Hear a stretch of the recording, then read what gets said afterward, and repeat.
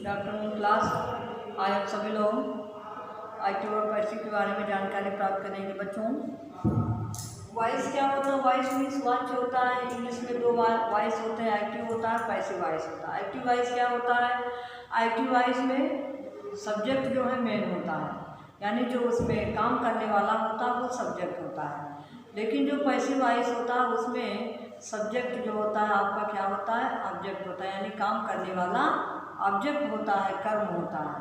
अर्थात active voice में subject की प्रधानता होती है और पैसिव वॉइस में ऑब्जेक्ट की प्रधानता होती है।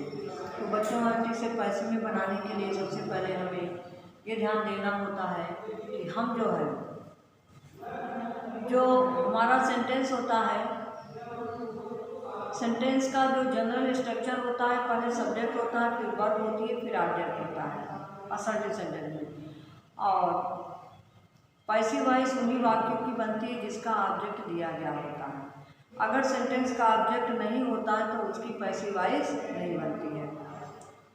तो बच्चों, सबसे पहले एक्टिव से पैसिव में बदलने के लिए हमें क्या करना होगा? एक्टिव से पैसिव में बदलने के लिए सब्जेक्ट को ऑब्जेक्ट और ऑब्जेक्ट को सब्जेक्ट बना देते हैं, यानी सब्जेक्ट को ऑब्जेक्ट के स्थान पर ले आएंगे और ऑब्जेक्ट को सब्जेक्ट के स्थान पर ले आएंगे। इसके बाद हम सेंटेंस में पता करते हैं कि वो वाक्य जो है किस टेंस में है। टेंस के अनुसार जो है हेल्पिंग वर्ब का प्रयोग करते हैं। टेंस के अनुसार जो वर्ब होती है, वर्ब बी होती है, उसका रूप हम पैसिव वॉइस में परिवर्तित करते हैं। पैसिव वॉइस में बदलने के लिए जो मेन वर्ब होती है, जो फाइनाइट वर्ब होती है, उसका थर्ड फॉर्म हर टेंस में आता है। केवल वर्ब बी जो है बदलती रहती है। वर्ब बी कैसे बदलती है? अगर मान लीजिए हमारा कोई सेंटेंस जो है प्रेजेंट में है और वो प्रेजेंट का क्या है? इंडेफिनिट टेंस है। तो प्रेजेंट के इंडेफिनिट टेंस में EJMR के बाद वर्ब की थर्ड फॉर्म लग जाएगी, यानी थर्ड फॉर्म सबके साथ लगना है। ये केवल वर्ब बी का रूप दिया गया है और वर्ब का थर्ड फॉर्म इसके बाद सबके साथ आना है।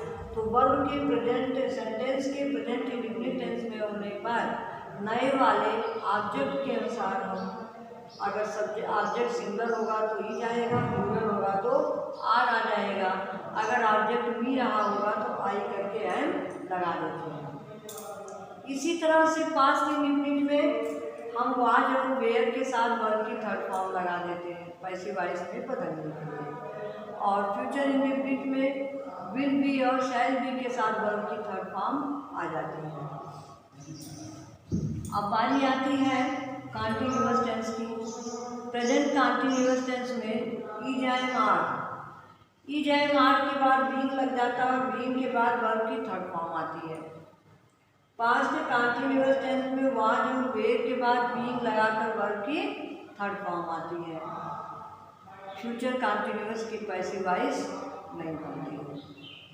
तो इस तरह से कॉन्टिन्यूअस में पैसिव वॉइस बनी। और अब हम देखते हैं परफेक्ट टेंस की। परफेक्ट टेंस में जो हमारा प्रेजेंट परफेक्ट होता है, प्रेजेंट परफेक्ट टेंस की हेल्पिंग वर्ब हैज और हैव होती है।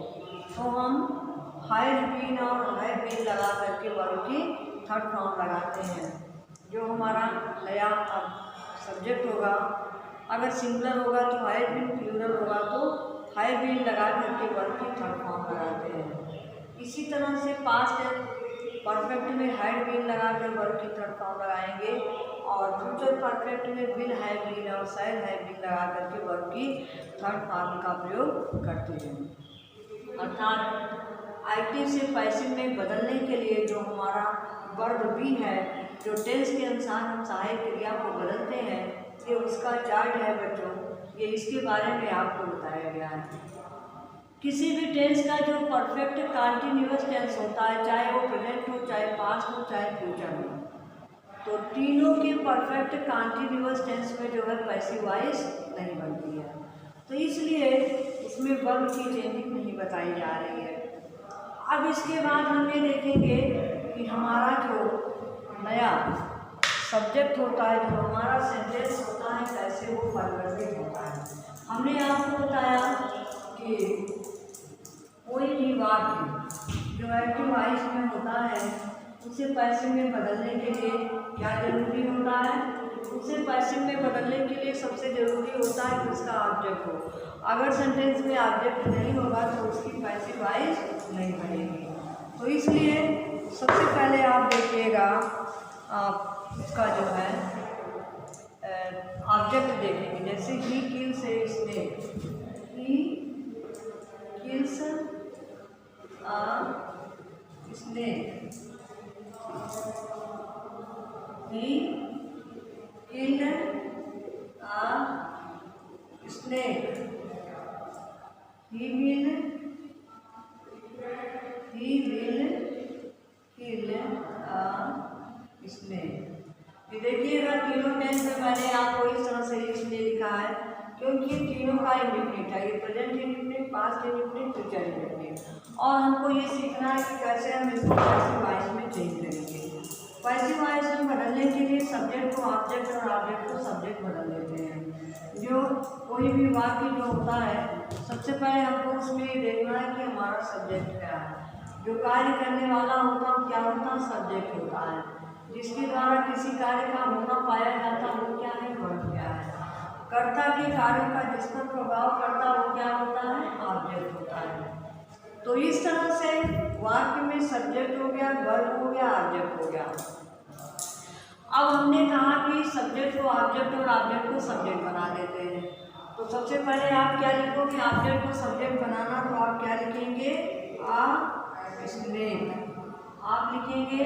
अब इसके बाद ये है present indefinite tense. Present indefinite tense में आपकी जो वर्ब थी उसको ईज आर में बदलना था। तो आई स्नेक है तो ईज हो जाएगा, आई स्नेक ईज। अब यहाँ पर है आपकी किल, किल का थर्ड फॉर्म क्या हो जाएगा? किल। आई स्नेक ईज किल्ड। अब नए वाले सब्जेक्ट के पहले बाई लगा देना है, बाई। यही जो है आपका सब्जेक्ट है ये बन जाएगा ऑब्जेक्ट। तो ही का क्या हो जाएगा? हिम हो जाएगा। तो हो गया a snake is killed by him. ये हो गया प्रेजेंट इंडेफिनिट टेंस के वाक्यों का चेंज। अब यही वाक्य जो है पास्ट इंडेफिनिट में दिया गया है। पास्ट इंडेफिनिट में हमारी जो वर्ब भी होती है वो बदल जाती है, वाज और वेयर हो जाती है, बाकी सारा रूल वही रहेगा। तो हम क्या कहेंगे? ऑब्जेक्ट हमारा क्या है? आई स्नेक है। आई स्नेक, स्नेक एक है इसलिए वाज लग जाएगा। A snake was, a snake was killed by him. ये हो गया आपका पास्ट इंडेफिनिट का पैसिव वॉइस। अब इसके बाद हम देखते हैं फ्यूचर का। फ्यूचर में आपने देखा आपका ऑब्जेक्ट क्या है? स्नेक। वर्ब क्या है? विल किल हो गया, ये वर्ब हो गया। ही क्या है आपका? सब्जेक्ट हो गया। तो सबसे पहले आपको क्या लिखना है? स्नेक लिखना है। अब स्नेक, अब आपको लगाना है विल बी और शैल बी। तो स्नेक है तो will be. I snake will be, इनका हो गया killed. I snake will be killed by him. तो इस तरह से आपका पैसिव वॉइस बन गया। तो इस तरह से आपने देखा कि एक्टिव से पैसिव में बदलने के लिए हम क्या करते हैं? सब्जेक्ट को ऑब्जेक्ट के स्थान पर और ऑब्जेक्ट को सब्जेक्ट के स्थान पर ले आते हैं। इसके बाद टेंस के अनुसार हम सहायक क्रिया को लगाते हैं और फिर जो मेन वर्ब होती है उसका थर्ड फॉर्म प्रयोग करके वर्ब जो नया ऑब्जेक्ट होता है उसके पहले बाई लगा देते हैं। तो इस तरह से एक्टिव से पैसिव में बदलने का जो नियम होता है बच्चों, और एक्टिव से पैसिव में बदलने के लिए कुछ और नियम होते हैं। कुछ ऐसे जो इंट्रोगेटिव वाले सेंटेंस होते हैं उसमें कभी कभी हमको असुविधा नज़र आती है कि जो प्रश्नवाचक वाक्य होते हैं उनको हम पैसिव में कैसे बदलें, उनको पैसिव में बदलने का क्या नियम होता है। तो प्रश्नवाचक वाक्यों में सबसे पहले आप हु वाला लेंगे। हु वाले वाक्यों को अगर हमें पैसिव में बदलना है तो हम कैसे इसको बदलेंगे, इसको आप देखेंगे। इंट्रोगेटिव सेंटेंस जो पैसिव वॉइस में होता है उसको हमें कैसे बदलना है। इंट्रोगेटिव में केवल आज हम लोग हु वाला देखेंगे और बाकी कल बताएंगे हम आपको। तो आज हम केवल हु वाला सेंटेंस देखेंगे। अगर सेंटेंस में हु आया हुआ है तो हु वाले वाक्यों को हम पैसिव वॉइस में कैसे बदलते हैं। Who teaches you English, who teaches you English, ये है आपका सेंटेंस। अब इसको आपको पैसिव वॉइस में बदलना है। पैसिव वॉइस में बदलने के लिए सबसे पहले हमें सब्जेक्ट और ऑब्जेक्ट छांटना है। ये हमारा क्या है, वर्ब है। ये हमारा क्या है, ये हमारा जो है ये ऑब्जेक्ट है, ये भी ऑब्जेक्ट है और ये भी ऑब्जेक्ट है। ये इनडायरेक्ट है और ये डायरेक्ट है, दोनों ऑब्जेक्ट है। तो अब इसको पैसिव में बदलने के लिए जब कोई भी सेंटेंस जब एक्टिव वॉइस में होता है, हु से शुरू होता है, प्रश्नवाचक वाक्य, तो ऐसे वाक्यों को पैसिव में बदलने के लिए सबसे पहले हम क्या लगा देते हैं, बाई हूम लगा देते हैं। पहले क्या लगाएंगे आप, बाई हूम। बाई हूम लगाने के बाद उस टेंस के अनुसार सहायक क्रिया को यहाँ लगाओगे, बाई हूम इज। अब इसके बाद ऑब्जेक्ट हमारा क्या है, English. By whom is English, by whom is English. अब वर्ब की third form taught, TAUGST, by whom is English taught you, by whom is English taught you. एक बार फिर से बच्चों, हु वाले वाक्यों को पैसिव वॉइस में बदलने के लिए हम अपने पैसिव वॉइस की शुरुआत जो है बाई हूम से करेंगे और बाई हूम से शुरुआत करने के बाद उस टेंस के अनुसार आई हुई सहायक क्रिया को पहले लगाएंगे। इसके बाद सहायक क्रिया को लगाने के बाद जो सेंटेंस में ऑब्जेक्ट आया उसको लगाएंगे, ऑब्जेक्ट के बाद वर्ब की थर्ड फॉर्म और फिर इसके बाद जो हम अपना सब्जेक्ट लगा देते हैं। तो इस तरह से जो है हमारा सेंटेंस जो है पैसिव वॉइस में बनता है। जो हु से सेंटेंस शुरू होता है उनको पैसिव में बदलने का ये होता है। जैसे who broke the chair, who broke the chair. अगर ये सेंटेंस है आपके सामने, हु ब्रोक द चेयर, तो इसको आप कैसे करेंगे, पहले आप ये जानिएगा कि आपका जो सेंटेंस है वो किस टेंस में है। आपका वो पास्ट इंडिफिनिट में है कि प्रेजेंट इंडिफिनिट में है। Who broke the chair. अब यहाँ पर देखिए सेंटेंस हो गया। अब सबसे पहले आप ये देखिएगा कि ये हमारा सेंटेंस जो है आपका किस टेंस में है, पास्ट इंडिफिनिट टेंस में है। अब पास्ट इंडिफिनिट टेंस के वाक्यों को जो हम चेंज करते हैं तो इसको चेंज करने के लिए जो हमारी हेल्पिंग वर्ब क्या है, पैसिव वॉइस के अकॉर्डिंग वाज और वेयर है। तो और आपको बताया गया है कि सेंटेंस में हु आने पर सेंटेंस की स्टार्टिंग हम कैसे करेंगे, बाई हूम से करेंगे। तो सबसे पहले आपने क्या लगा दिया, बाई हूम लगा दिया। बाई हूम के बाद आपको लगा देना है हेल्पिंग वर्ब। हेल्पिंग वर्ब क्या होगी, यहाँ पर चेयर जो है सिंगुलर है। अगर कोई भी सब्जेक्ट हमारा सिंगुलर होता है तो वाज आएगा और प्लूरल होगा तो वेयर आएगा। तो यहाँ पर चेयर सिंगुलर इसलिए वाज हो जाएगा, बाई हूम वाज। अब इसके बाद ऑब्जेक्ट क्या है, द चेयर।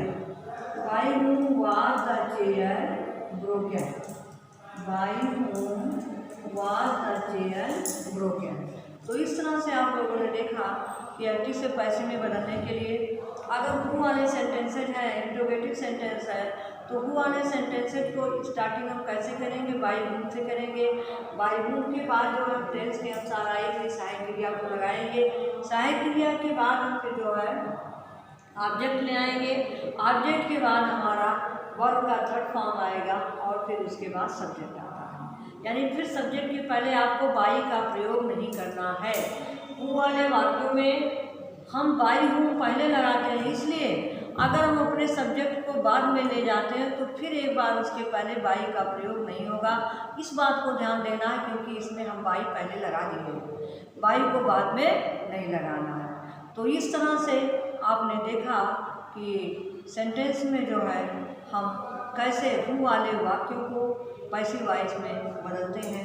तो बच्चों आज हमने देखा कि एक्टिव से पैसिव में बदलने के लिए कैसे हमें टेंस के अनुसार जो है वर्ब में परिवर्तन करना है। प्रेजेंट इंडेफिनिट में अगर हमको सेंटेंस को चेंज करना है तो इज एम आर के बाद वर्ब की थर्ड फॉर्म आएगी। पास्ट इंडेफिनिट में करना है तो वाज और वेयर के बाद वर्ब की थर्ड फॉर्म आएगी।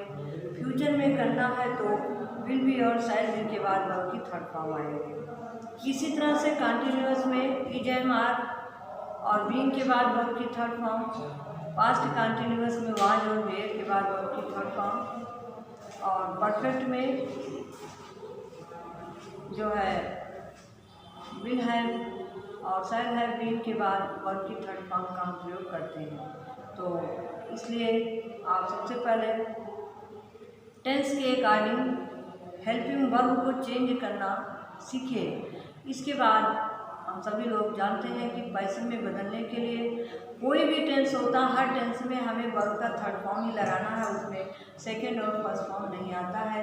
तो बच्चों आज आप इतना ही इसको दोहराएंगे। We will meet again in my next video. Thanks, have a nice day.